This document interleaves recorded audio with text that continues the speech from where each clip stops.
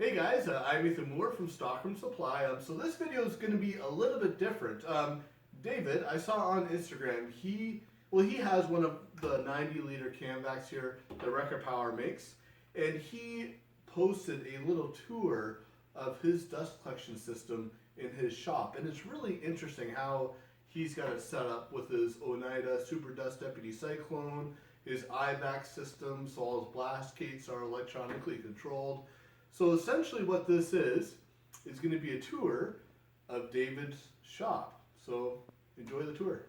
Here's an overview of the dust collection system piping that we've recently set up. We purchased a Record Power Camvac. That's that green can on the floor. It's a 3-motor, 4-horsepower unit, and purchased that from Stockroom Supply in Ontario. We have 3 zones set up. The first zone is for the table saw, and each zone is controlled by a blast gate. That's a yellow unit that's on the floor, inline the 4-inch ABS pipe, and that's what we've used for this system, and that seems to work really well for the Camvac capacity. I did try some 6-inch pipe just as a trial, and there just didn't seem to be enough velocity in a 6-inch pipe, but the 4-inch works very well. Second zone is to the south. That's the furthest zone, and that overhead iVAC controller feeds the bandsaw, sander, and router table. And then the third zone to the left is my planer, jointer, and the Flatmaster. And the Flatmaster did have a 2.5-inch fitting on the back just to get a little better dust control. We cut it out a little larger, the sheet metal, and then mounted a 4-inch connection on there so a 4-inch hose will fit. Then we have on the wall here, the yellow box is the brain of the iVAC system, and when we start, say, the bandsaw, it sends a signal, wireless signal, over to the brain, and that sends a signal to the contactor, which sends 220 power over to the Camvac. And once we shut a tool off, then in reverse, the signal is sent over to this box, and the blower can be on a timer. Right now I've got it no time to run, no extra time for the blower to run, so the blower will shut down right away. And it just seems like that works better for me. I had a 1.5 horsepower General International dust collector prior to purchasing this Camvac, and it worked very well for what I was doing as far as dust collection, but it was noisy. And in my smaller garage, it just seemed to echo, and I was measuring anywhere from 85 to 87 dB depending on which tools I was running. So this Camvac was reported to operate at 68 dB with 3 black hoses on it. And that's it. Definitely those hoses make a difference with them on versus without, but with those 3 black hoses I was measuring here 74 and even 75 dB with the 3 motors running. So this ARB, or acoustic reduction box, was my attempt to try and reduce the noise level even further. And with the foam that's in here, we're down to 67 dB. So the airflow can just go through the gaps in the foam, and the foam's just hanging here in between slats. And that seemed to work, just playing with it, different trials, that seemed to work the best to deaden the sound. These flapper valves that are here are designed, this one flapper valve, say if one motor is running, will be open about that much, and these other 2 will stay shut. That's to seal so that no air gets sucked backwards through the hoses into the motors that aren't running. I just felt that was a necessary vacuum loss, pressure loss for the motor, 1 or 2 motors that were running. So if 2 motors are running, and say this 3rd motor is off, it takes a fair bit to lift that hose up, lift the flap up. So there's a fair bit of vacuum pressure loss if that was open. The zone 1 is for the table saw for the dust collection system. This hose in the front is more of a secondary hose. it catches any of the dust that's coming off the blade on the top of the table. Just a couple of magnets on there, and then this block can be slid back and forth to line it up where we need it. And the main connection is on the back. That's the main dust hose, and it works very well with a Camvac, having Y, splitting the airflow, and as long as all three motors are running, it seems to manage the dust collection very well. The second zone is for the bandsaw, router table, and the sander. I opted to go with 2.5-inch hose drops here, and the bandsaw does have one connection that could hook up a 4-inch hose, but because the sander and the router table are 2.5, I just stayed with that. The advantage with the Camvac, when you're using 2.5-inch or smaller hose, say for a random orbital sander, the Camvac is designed to have much stronger vacuum pressure than what a standard, say, 1.5 horse blower would have on a dust collector.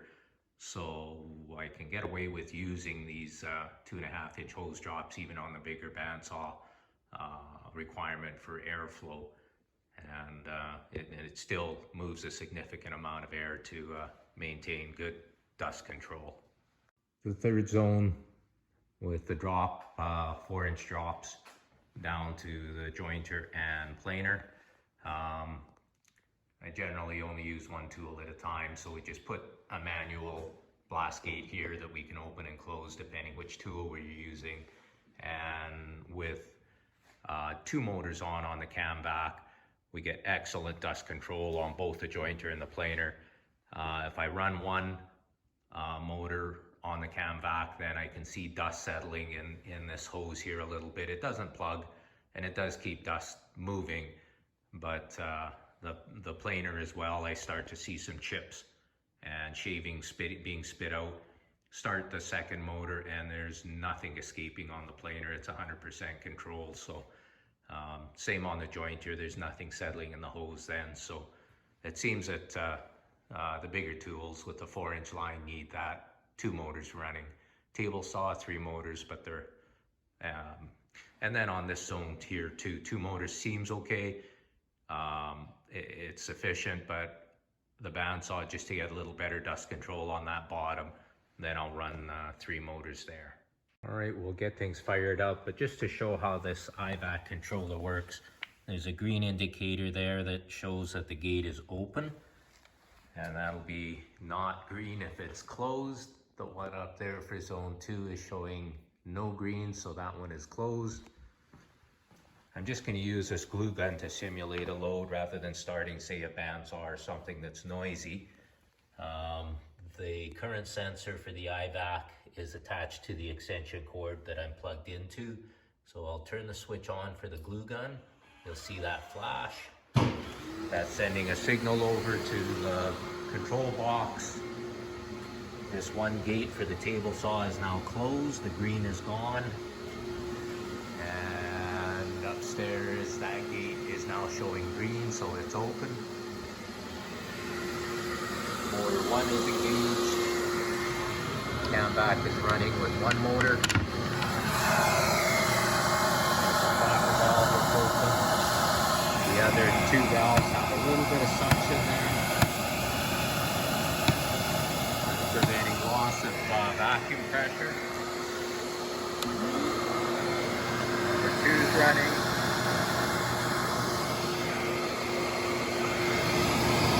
There's quite a bit of pressure there.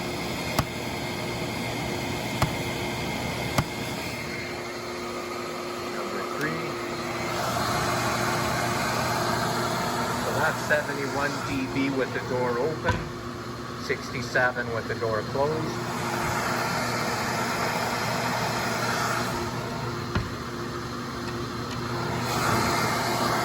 Shut off 1 motor, second motor.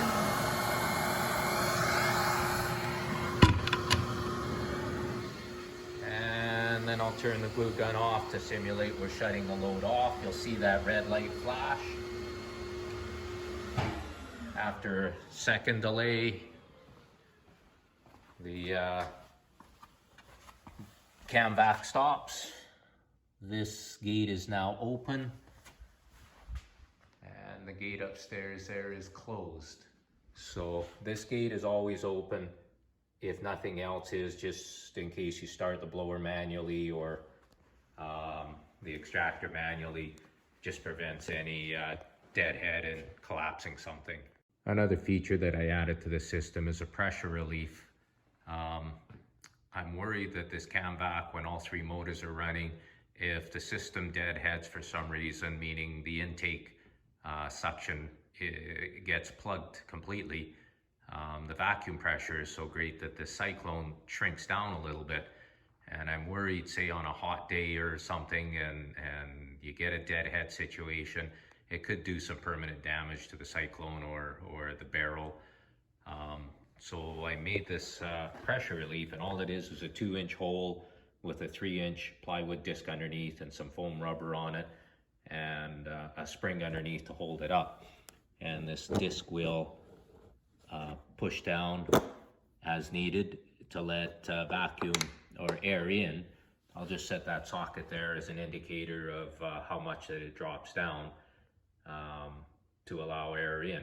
And we'll go ahead and deadhead this thing. I've just got one motor set up right now.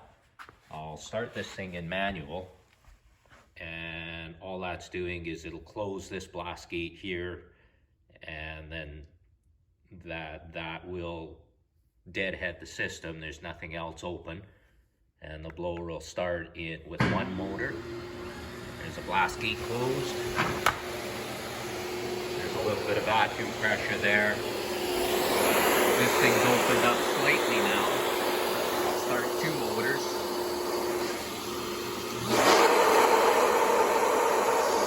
And 3 motors.